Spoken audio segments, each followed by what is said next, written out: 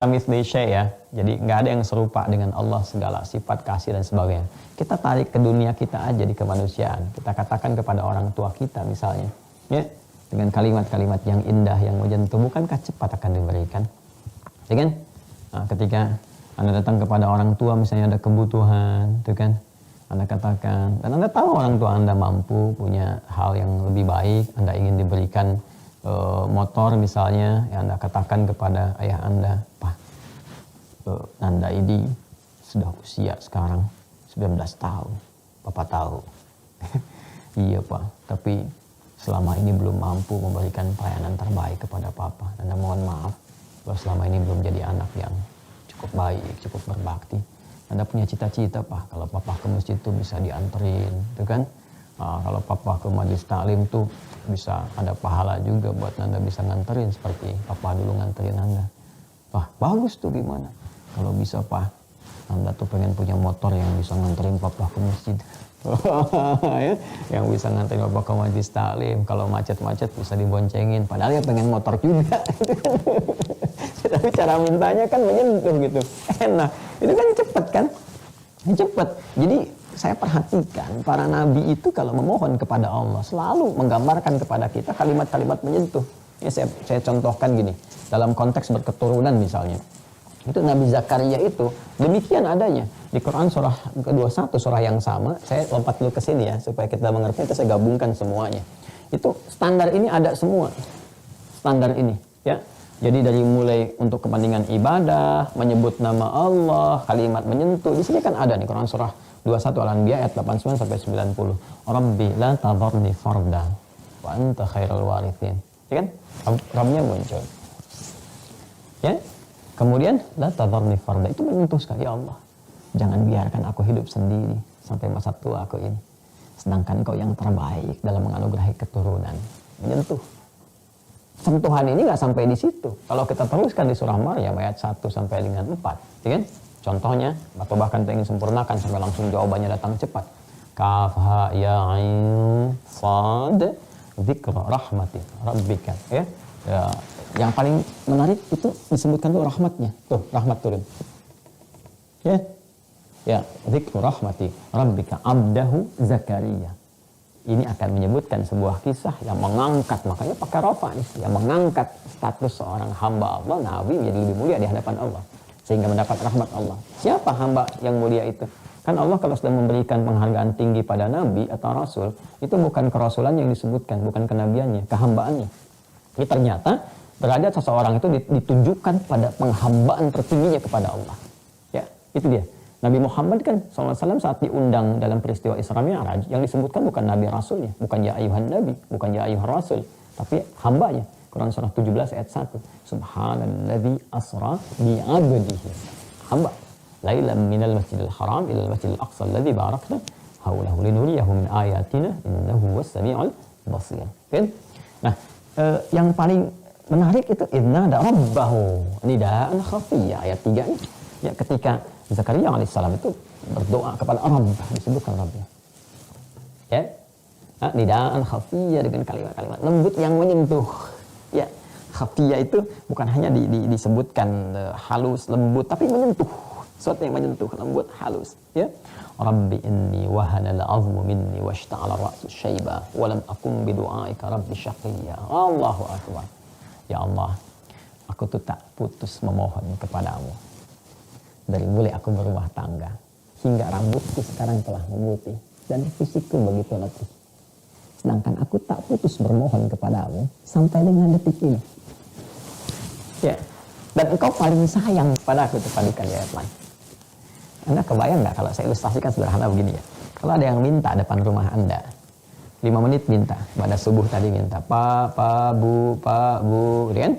Atau bahkan cuma semenit lah, tolong Pak, lapar, ini kasih nggak? Kan masih pikir siapa itu gitu kan, masih ngelihat. Tapi kalau dia berdiri di situ dari subuh sampai siang baru sampai siang nih, kan minta dikasih nggak? Saya yakin Anda pasti ngasih, kan?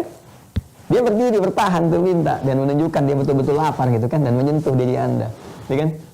Pak mohon saja Pak, ya kan, supaya saya bisa sholat, supaya saya punya tenaga untuk merawat anak-anak. Mohon Pak, itu kan satu piring nggak apa-apa. Itu pasti gitu kan, pasti ada ego, apalagi dari subuh sampai subuh lagi, nggak akan Anda tolak itu, ya. Dan Anda punya kemampuan untuk itu, dan Anda punya rasa, pasti Anda akan berikan. Ini seorang hamba minta kepada Rabbnya yang sangat maha penyayang, melebihi apapun, pencipta makhluk dengan sifat rahmat, rahimnya, rahmannya luar biasa.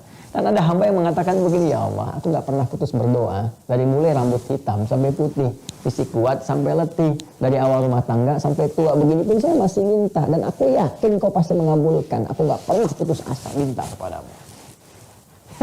Oh, jangan biarkan aku sendiri ya Allah. Berikan kesempatan kepada keturunanku untuk meneruskan risalah ini yang kau titipkan kepadaku. Ya, jadi kekhawatirannya itu keibadahnya ini. Ya, aku ingin umat tetap mendapatkan pencerahan, pendidikan, bimbingan lewat keturunan ini ya Allah. Mohon jangan biarkan aku sendiri dan hilang risalah ini dengan sendirinya. Allah kan maha tahu, maha mengatur. Tapi Allah ingin mengajarkan kepada kita cara meminta. Dan dahsyatnya mintanya pun lewat ibadah, sholat kan. Nah, ini selalu nyatu ini. Ya, sama. Tuh, Nabi Isa alaihissalam ketika minta ampunan untuk umatnya juga di Al-Maidah 118, itu kalimatnya menyentuh sekali. Ini luar biasa deh. Ya, menyentuh kalimatnya dalam sekali. Ya, in tu'adzibhum fa innahum ibaduk. Ya, wa in taghfir lahum fa innaka antal azizul hakim. Ya Allah, jika memang mereka pun harus dihukum, mereka masih hamba-Mu. Ya kan? Tapi kalaupun kau ampuni, sungguh itu menunjukkan bahwa engkau memang maha bijak dan maha agung. Oh, dahsyat. Nyentuh banget tuh kalimatnya. Nyentuh banget. Ya kan? Ya, cobalah. Ada orang tua yang sedang murka pada anaknya dan sebagainya, merusak nama baik dan sebagainya. Oh, macam-macam lah. Ya kan? Apa yang terjadi? Tiba-tiba dia datang dengan seorang ustaz. Dia datang kepada ustaz, minta cara bagaimana supaya ayah ibu saya bisa menerima saya lagi. Saya khawatir ketika saya pulang malah ibu ayah saya bilang, kamu bukan anakku lagi gitu. Masa saya harus jawab lantas anak siapa gitu. Datang dengan ustadz-ustadznya bilang, wah udah marah, udah macam-macam. Pak, Bu, Ibu, walaupun Ibu mau marah, Bapak, itu hak Ibu Bapak. Silahkan, sepuncak-puncaknya marah. Tapi kan ini anak Ibu juga. Yang Ibu pernah kandung. Ibu pernah berikan ASI, Ibu sayangi. Tapi dia durhaka. Betul, silahkan Ibu marah. Dan sekarang dia menyadari bahwa dia salah. Sejelek-jeleknya itu titipan Allah juga yang Ibu pernah lahirkan, Bapak pernah rawat. Sekarang dia mau membalas itu dengan bakti. Dan kalau Bapak Ibu menerima, saya yakin itulah puncak kasih orang tua yang sangat luar biasa. Apa yang terjadi? Ya, dan ini diberikan, disampaikan kepada yang Maha Pengasih gitu. Yang Maha Pengasih. Ya, ini Abu Nawas pernah mengambil Saripati ini, dia sampaikan dalam syairnya menjelang-jelang kematiannya itu.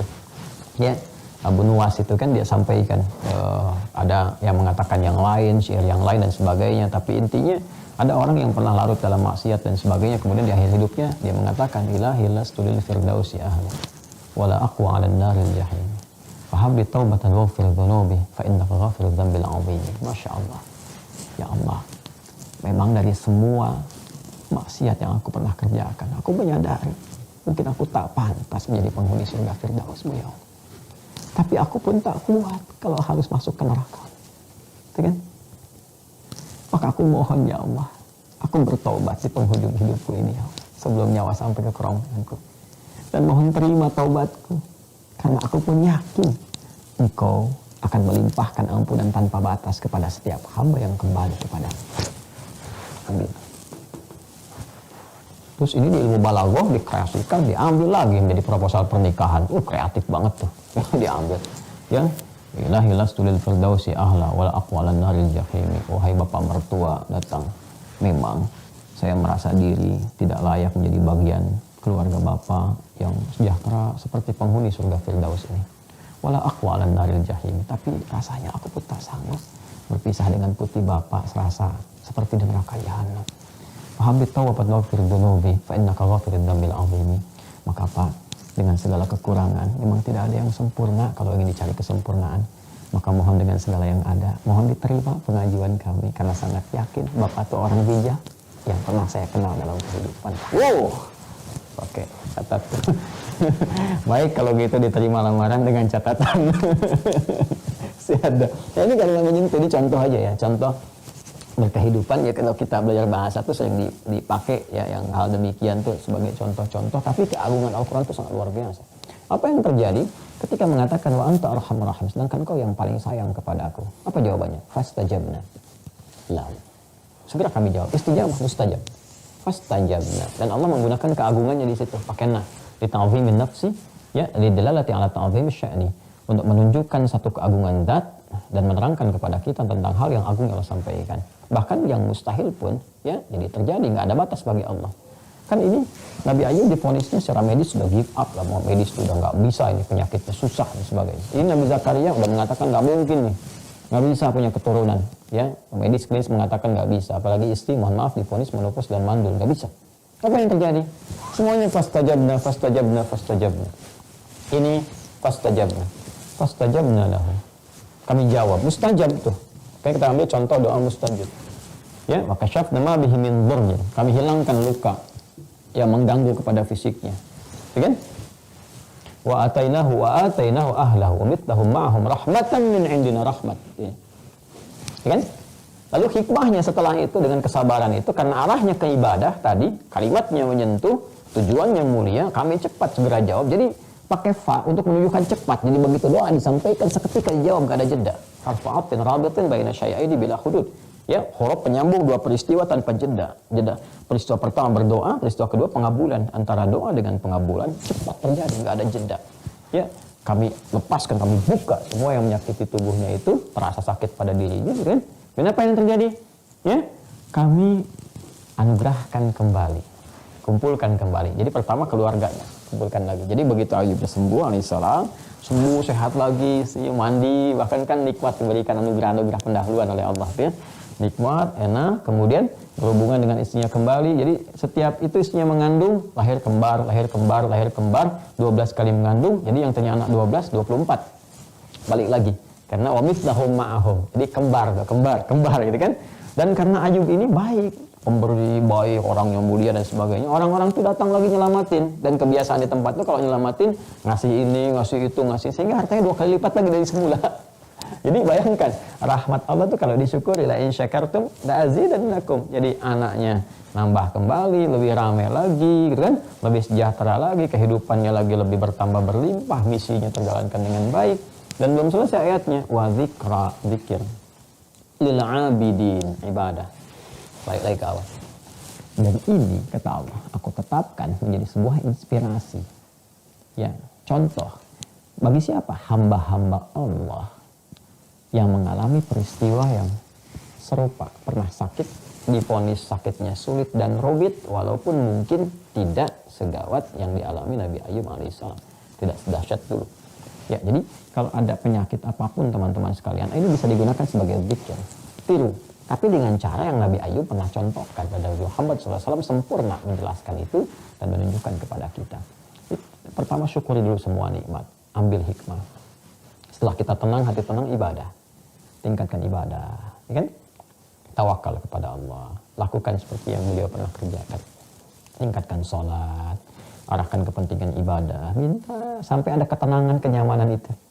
Nah, setelah tenang nyaman, ternyata ibu rahmat. Wah, ini hikmahnya. Betapa pernah seorang pemuda yang kaya raya, yang sendal jepitnya aja bisa puluhan juta dan sebagainya, kan? Nah, Allah uji lewat penyakit, divonis tuh kena cancer kalau nggak salah itu, ya. Sepemuda itu tiba-tiba dia mendapatkan rahmat di balik itu. Dia mengerti tentang bagaimana menjalani kualitas hidup yang lebih baik. Akhirnya dia paham bahwa harta itu, oh ini maksudnya Allah berikan kepada saya, bukan untuk foya-foya, untuk pamer, untuk buang-buang sembarangan. Dia gunakan untuk beramal. Dia pergi ke Afrika, dia cintai ini, berbagi ini semua, sampai masya Allah akhir hidupnya semua melepas dengan tangisan, dengan doa, kisahnya menginspirasi. Tanpa penyakit itu meninggal juga kalau sudah tiba ajalnya. Tapi dia mengerti, ternyata ini maksudnya Allah ajukan kepadaku. Akhirnya alih-alih dia mengeluh, dia malah bersyukur diberikan sakit. Di penghujung hidupnya dia kemudian mengatakan, memberikan pencerahan kepada kita. Saya malah bersyukur kepada Allah dengan datangnya penyakit ini, memberikan petunjuk kepada saya.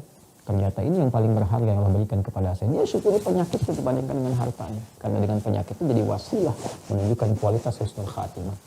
Ya, kalau nggak salah viral juga tuh kisahnya tuh. Ya, Anda bisa cek tuh anak muda yang kaya gitu kan. Nah itu bukan crazy rich ya, kalau crazy kan gila gitu. Lebih cenderung kepada menunjukkan ini itu. Kalau ini lebih luar biasa lah gitu ya, lebih luar biasa.